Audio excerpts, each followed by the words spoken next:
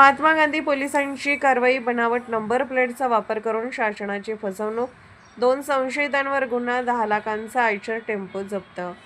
महात्मा गांधी चौक police ठाण्याच्या पथकाने बनावट नंबर प्लेट लावून शासनाची फसवणूक करणाऱ्या 2 संशयितांविरुद्ध कारवाई करत सुमारे 10 लाख रुपये किमतीचा आयशर टेम्पो जप्त केला आहे. पोलिसांना मिळालेल्या गोपनीय माहितीनुसार 20 जून ते 25 जून 2026 दरम्यान भारतनगर परिसरातील 100 फूट रस्त्यावर संशयास्पदरित्या फिरणाऱ्या आयशर टेम्पोची माहिती मिळाली होती. त्यानुसार पोलीस पथकाने सापळा रचून संबंधित वाहनाची तपासणी केली. तपासणी दरम्यान वाहनावरील नंबर प्लेट अधिकृत नोंदीमध्ये तफावत आढळून आली. तसेच वाहनासंदर्भातील कागदपत्रांबाबत चालकाकडून समाधानकारक माहिती मिळाली नाही. ई-चलन प्रणाली व इतर नोंदींची पडताळणी केल्यानंतर वाहनावर बनावट नंबर प्लेटचा वापर करण्यात आल्याचे निष्पन्न झाले.